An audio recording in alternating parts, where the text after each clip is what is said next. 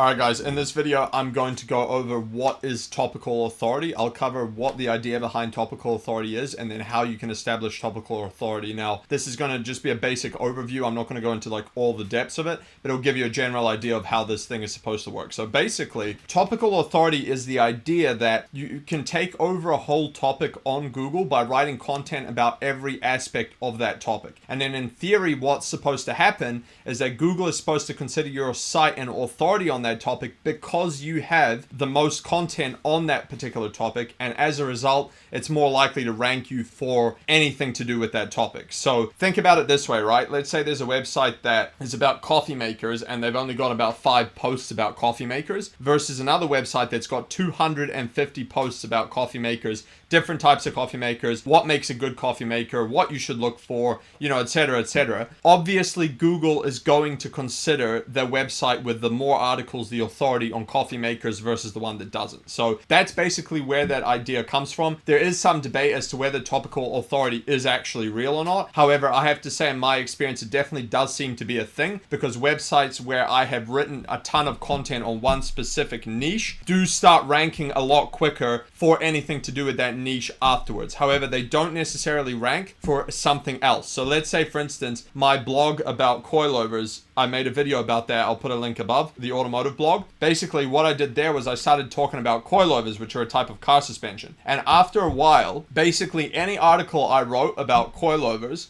ranked immediately on page 1 once I posted it. However, after a while I ran out of coilover topics and I started writing about wheels. However, I did not immediately start ranking for wheels. I had to establish that for a while, and I wrote about 100 or something articles on different types of wheels, the things to do with car wheels, aftermarket wheels, different brands and so on, and eventually then started ranking for the different wheel keywords as well. So that's where the idea of the topical authority comes in. If you can establish it on a particular niche, then in theory you'll rank for that niche, but that doesn't necessarily mean you'll rank for the others. So you need to be aware of that as well. Now, how do you figure this out, what you need to actually cover? So the first thing you need to know is what keywords you actually need to write about and all of the different areas of that topic so that you can cover it correctly. So there's a couple of tools that you can use to figure out all these keywords that you should cover. So the first one is Answer the Public. This is a free tool. It's Neil Patel's tool. And basically what you can do is you can type in a topic. So let's go with the coffee maker example and go coffee makers and type that in,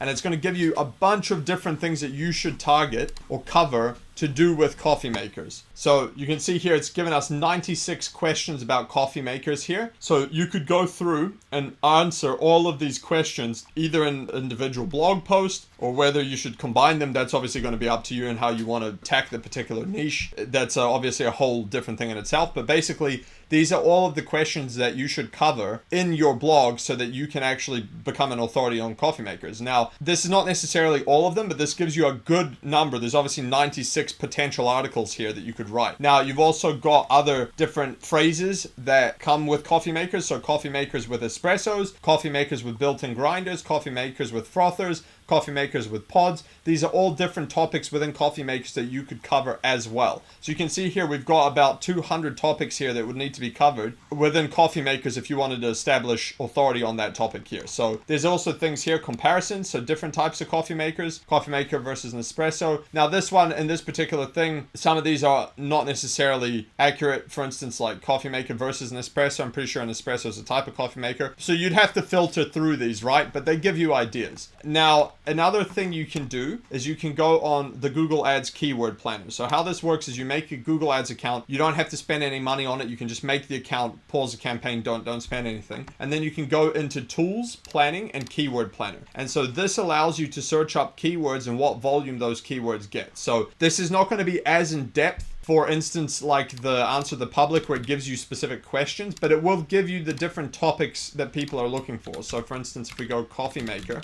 you'll get different variations of the keyword, you'll get brands and things like that. So let's take a look at what it throws out. So you can see here we got coffee maker, then we got Nespresso, then we got this brand, we got espresso, we got Breville. So different brands you can see is throwing out. Best coffee makers, best espresso machines. So these are all topics you could write about. French press, Philips, bean to cup coffee maker. So you see you've got commercial ones, all of these different things. So you would go down this list, you can filter through these keywords and figure out what topics you need to write about on these keywords as well. So these two tools are free. Now the other tool you can use, which is paid, is SEMrush. I recommend SEMrush because I use it. I'm going to put my affiliate link for this below. You can get a 7-day free trial. However, if you've got something like Ahrefs or some of these other SEO tools, they will work for this as well. And basically what you can do is throw this in here, keyword, and it's going to give you the keyword variations. It's going to give you the questions, and it's also going to give you various clusters and different related keywords. I'll show you here. If we open the keyword magic tool, it's going to show us that. But basically you can see here, this is very similar to what Google Ads Planner throws out, except this also gives us the keyword difficulty. It tells us what the search results page looks like, and it also gives us related questions. So for instance, this is not one we've seen before. How to clean coffee makers, what are best coffee makers, how long do coffee makers last, things like that. These are all topics that Google will think is relevant to this particular topic, and you'll need to cover this. So this is why this tool is good, because it gives you these questions and keyword information that you don't get otherwise in other ones. Now again,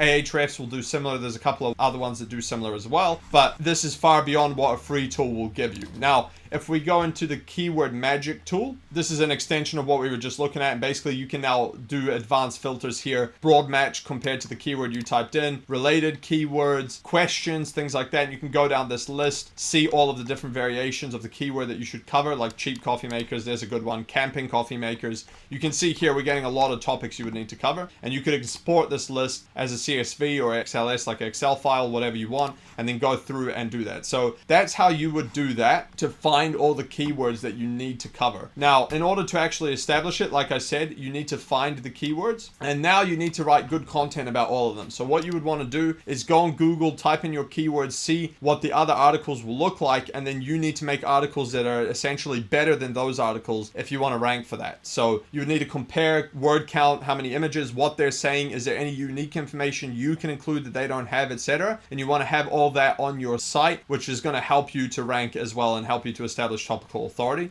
especially if you can have unique content that's not just regurgitated content from what other people have. If you can have something unique on yours, that gives Google a reason to rank your site, so it's going to increase the chances that you rank. Now, another thing is you want to create silos with all this content on your website, so go check out my video on silos. I'm going to put a link above. That's very important with the internal linking between all these articles and how you structure all this, so make sure that you do that as well. Another factor that's going to influence topical authority is EEAT. So EEAT stands for experience, expertise, authoritativeness, and trust. And it's basically just establishing how much authority does this person who's writing this article have about the topic they're writing about. So this is mostly important on the your money, your life type content. So things like finance and health, medicine, things like that. However, it can impact all the other niches as well. And basically what you want to do here is have an author box with a small information about who wrote the article, and then an about us page for that person as well. Those are the basics about that. Obviously, this is a much bigger topic than that, but that's the basics that you want to do. It just gives Google some information as to who this person is and why they should be able to speak on this topic to increase the chances that Google's going to believe what they're writing about. And the last thing you want to do is include relevant backlinks to your site from websites that have something to do with the topic. So if it's coffee makers, you would want to have coffee related websites linking to you, and that's going to help to speed things up and establish your website as an authority in the coffee niche. So those are the basics of establishing topical authority. This is obviously an extremely complex topic with a lot of things, and if you really